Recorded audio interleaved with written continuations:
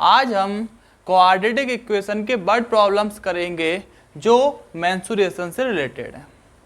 इसमें हम एरिया और पेरीमीटर पर बेस्ड जितने भी क्वाड्रेटिक इक्वेशन में वर्ड प्रॉब्लम्स बनते हैं वो सारे टाइप्स करेंगे।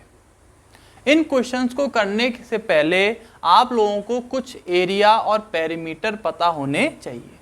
जैसे कि रेक्टेंगल, आप लोगों को पता होना चाहिए कि रेक्टेंगल का पेरीमीटर होता है 2 इंटू लेंथ प्लस ब्रेथ और इसका एरिया होता है L इंटू बी। स्क्वायर के केस में आप लोगों को पता होना चाहिए कि पेरीमीटर का फॉर्मूला होता है 4 इंटू साइड और एरिया का फॉर्मूला होता है साइड स्क्वायर ए स्क्वायर। ट्रायंगल के केस में आप लोगों को पता होना चाहिए कि जो पेरीमीटर होता है ट्रायंगल का, पेरीमीटर का मतलब क्या होता है कि जो भी बाउंड्री है उसकी लेंथ। तो मुझे बताइए कि ट्रायंगल में कितनी साइड्स होती हैं? 3 साइड्स होती हैं। तो अगर मैं इसकी तीनों साइड की लेंथ को ऐड कर दूं तो हमें पेरीमीटर मिल जाएगा। तो ट्रायंगल का पेरीमीटर क्या हो गया? a प्लस बी प्लस सी, उसकी तीनों साइड का ऐड। और अगर हम ट्रायंगल के एरिया की बात करें तो ट्रायंगल के एरिया कई टाइप से निकाले जा सकते हैं, जिसमें से एक फॉर्मूला होता है हमारा 1/2 बेस इंटू हाइट। हाइट और बेस, हमें बेस कौन सा लेना है? जिस पर हाइट डाली गई हो। अगर हाइट इस बेस पर डाली गई है तो हमें ये बेस लेना है। हो सकता है कि मैं जो हाइट है वो सी पर डाल दूं, तो इस केस में हम बेस क्या ले लेंगे? ये लेंथ सी ले लेंगे। और हो सकता है कि जो मैं हाइट डालूं वो ए पर डाल दूं, तो इस केस में हम बेस क्या ले लेंगे? ए ले लेंगे। तो हमें बेस अकॉर्डिंग टू हाइट के लेना है कि हमने हाइट या परपेंडिकुलर किस साइड पर डाला है। तो ये कुछ फिगर्स के पेरीमीटर और एरिया के फॉर्मूलास आप लोगों को पता होने चाहिए। अब हम करते हैं इससे रिलेटेड कुछ क्वेश्चंस।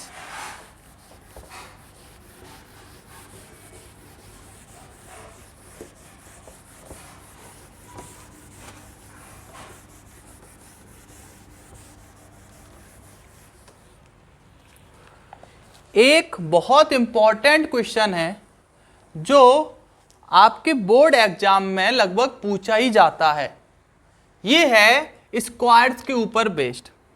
इसमें हमें क्या दिया होता है? इसमें हमें 2 स्क्वायर्स के एरिया का सम दिया होता है, उनके पेरीमीटर का डिफरेंस दिया होता है और हमें दोनों स्क्वायर की साइड्स फाइंड करनी होती है। मैं आप लोगों को क्वेश्चन पढ़ के बताता हूँ। Sum of the areas of 2 squares is 640 metre square. 2 square के एरिया का सम कितना है? 640। If the difference of their perimeters is 64 metre, उनके पेरीमीटर के बीच में डिफरेंस कितना है? 64 मीटर। तो हमें दोनों स्क्वायर के साइड्स फाइंड करने हैं। सबसे पहले मैं क्या कर लेता हूं, दोनों स्क्वायर की साइड्स को लेट कर लेता हूं। Let the sides of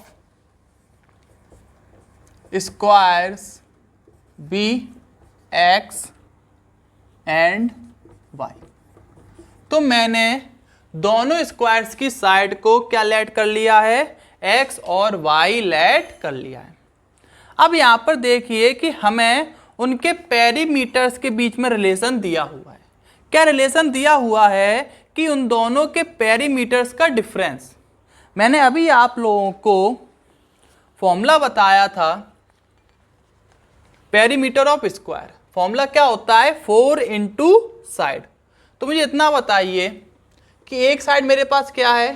x है, तो 4 इंटू एक्स। माइनस, डिफरेंस दिया हुआ है तो मैं क्या लगा दूंगा माइनस। दूसरी साइड मेरे पास क्या है y है, तो 4 इंटू वाई, ये दोनों स्क्वायर के पेरीमीटर का डिफरेंस आ गया। और वो हमें कितना दिया हुआ है 64, वो हमें दिया हुआ है 64। यहां पर देखिए 4 कॉमन आ जाएगा, x minus y equal 64, x minus y की वैल्यू हो गई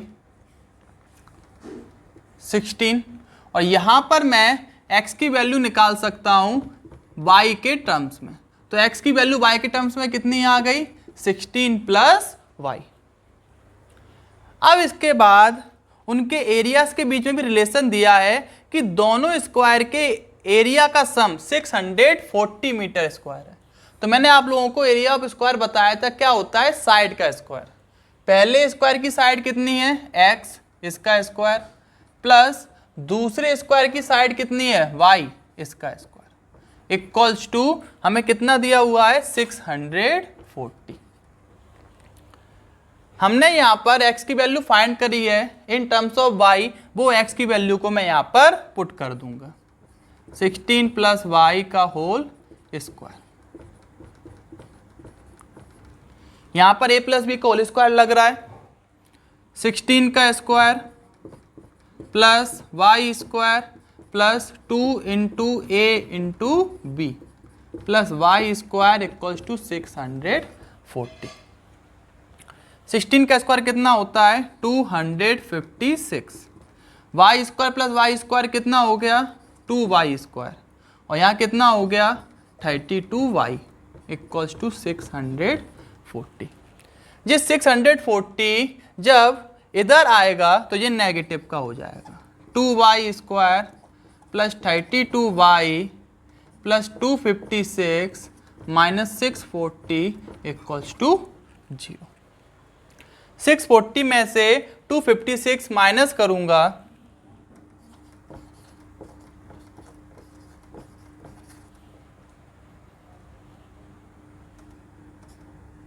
तो माइनस के आएंगे, 10 में से 6 जाएगा तो आएगा 4, यहाँ पर आया 3, 13 में से 5 जाएगा तो बचेगा 8, यहाँ पर आएगा 5 और 5 में से 2 तो यहाँ आएगा 3।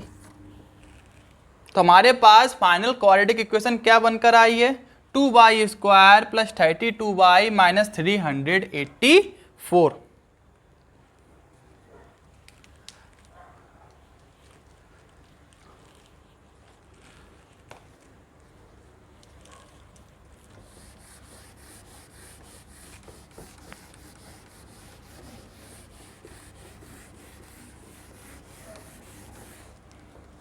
अब देखिए हमारी जो इक्वेशन बनकर आई है वो है 2y square plus 32y minus 384 equals to 0। अब इसके बाद यहाँ पर आप लोग देख रहे हैं 2 कॉमन आ रहा है, 2 मैंने कॉमन ले लिया, y square plus 16y minus 2 बन जा 2, 2 9 जा 18, 2 2 जा 4 इक्वल्स टू 0। ये 2 0 के पास डिवाइड में जाएगा तो 0 बचेगा, y square plus 16y minus 192 equals to 0। तो हमारी फाइनल क्वाड्रेटिक इक्वेशन हो गई y square plus 16y minus 192। अब मैं फैक्टराइजेशन मेथड लगा के y की वैल्यूज फाइंड कर लूंगा। तो इसमें अगर मुझे फैक्टराइजेशन मेथड निकालना है, लगाना है, तो सबसे पहले मैं 192 के फैक्टर्स निकालूंगा। यहां पर मैं 192 के फैक्टर्स निकाल लेता हूं।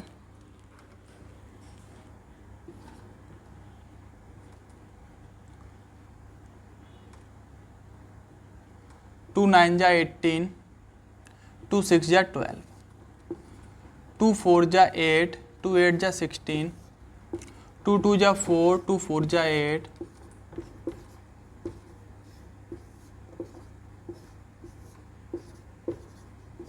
और 3 1 जा 3। मैंने यहाँ पर 192 के फैक्टर्स फाइंड कर लिए हैं।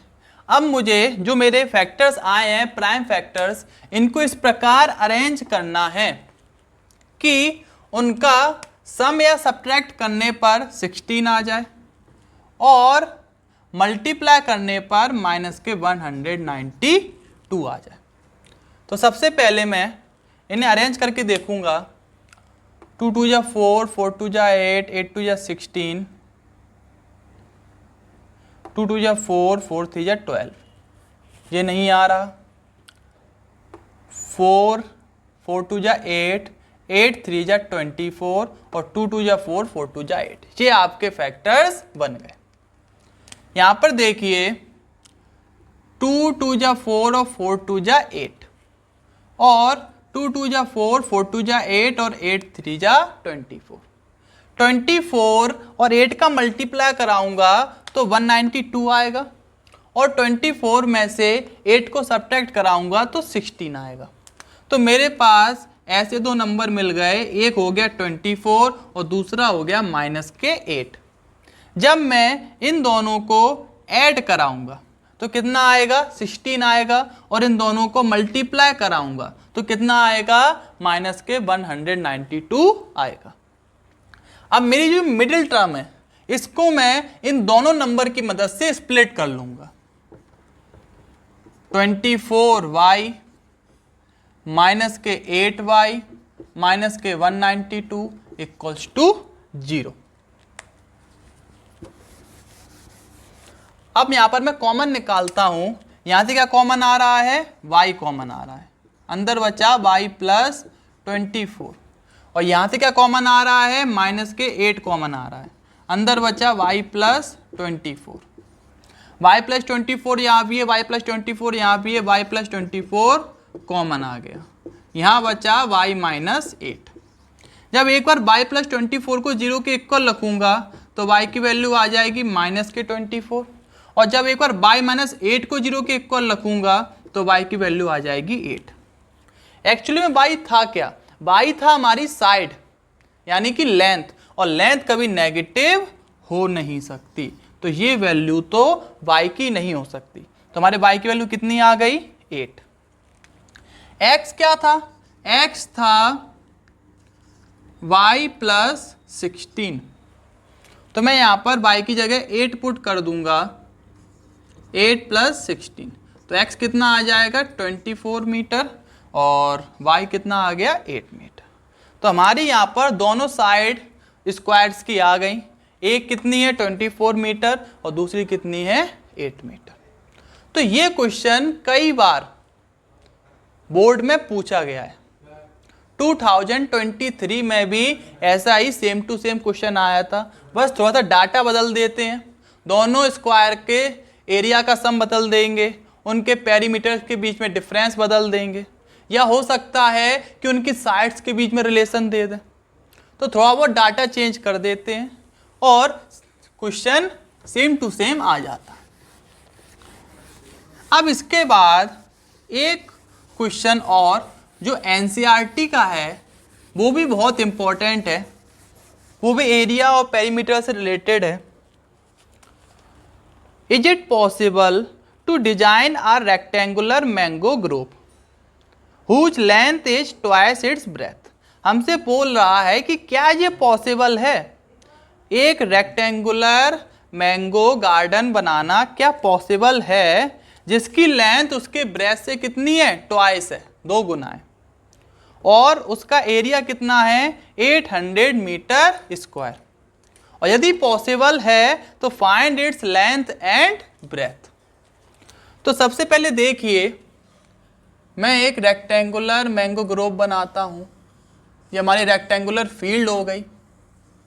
इसमें हमसे बोल क्या रहा है, हमसे बोल रहा है कि उसकी लेंथ उसके ब्रेथ के ट्वाइस है, तो मैं ब्रेथ को x लेट कर लूंगा, let breadth v x metre. Breadth ही क्यों लेट करी, क्योंकि हमारी जो लेंथ है वो भी ब्रेथ से रिलेटेड दी हुई है, तो अगर मैंने ब्रेथ को x मीटर लेट कर लिया तो लेंथ भी हम फाइंड कर सकते हैं। क्या कह रहा है कि जो लेंथ है वो ब्रेथ के ट्वाइस है, तो लेंथ कितनी हो जाएगी 2x।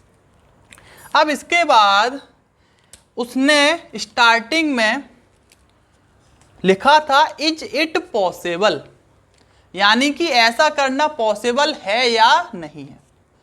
तो ऐसा करना पॉसिबल तभी हो सकता है अगर x की रियल वैल्यूज निकले, अगर x के जो रूट्स निकले वो रियल है।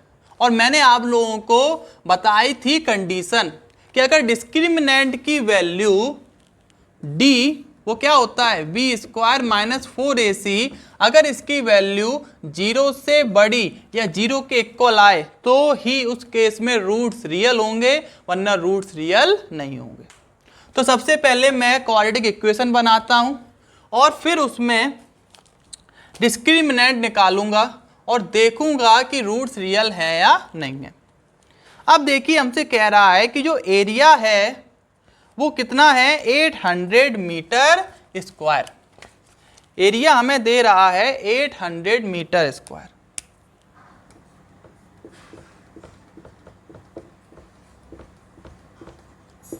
मैंने आप लोगों को एरिया ऑफ रेक्टेंगल बताया था क्या होता है लेंथ इंटू ब्रेथ।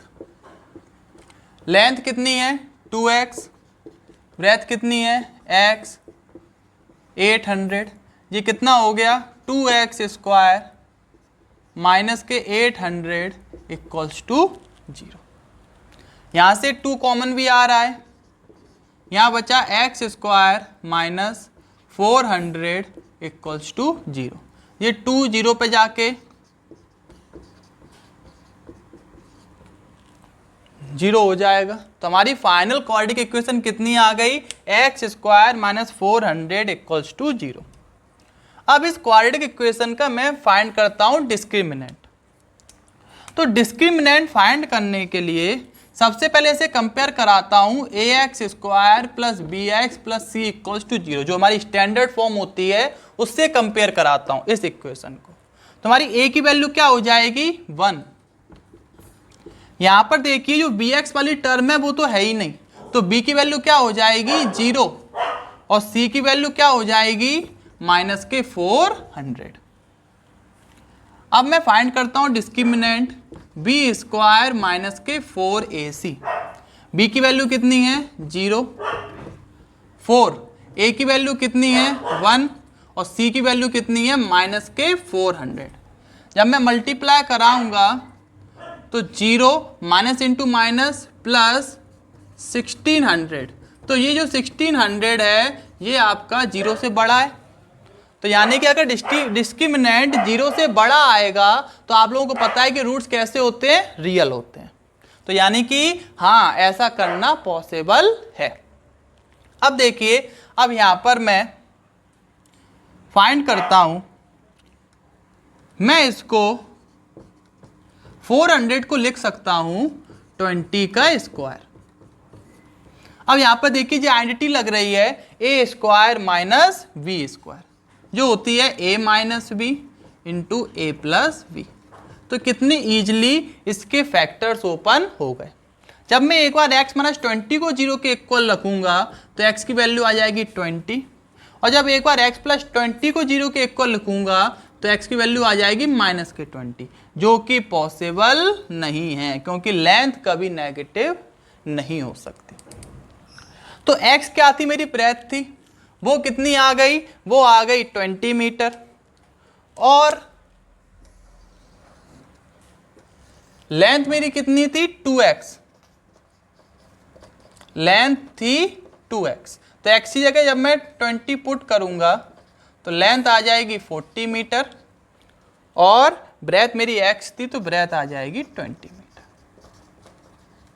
तो ऐसा इज इट पॉसिबल वाला क्वेश्चन भी आ जाता है। तो उस केस में आपको हमेशा डिस्क्रिमिनेंट फाइंड करना पड़ेगा, और डिस्क्रिमिनेंट फाइंड करने के बाद ये देखना पड़ेगा कि डिस्क्रिमिनेंट की वैल्यू 0 से बड़ी आ रही है या नहीं। और इसमें जितने भी क्वेश्चंस बनेंगे वो सब ऐसी सिंपल एरिया और पेरीमीटर के ऊपर बनेंगे जो आप इजीली कर सकते हैं। जो भी बच्चे इस वीडियो को पहली बार देख रहे हैं वो हमारे चैनल को सब्सक्राइब करें, वीडियो को ज़्यादा से ज़्यादा शेयर करें, लाइक करें और बेल आइकन दबाना ना भूलें ताकि आपको हमारी हर लेटेस्ट एजुकेशनल वीडियो मिल सके। Thank you.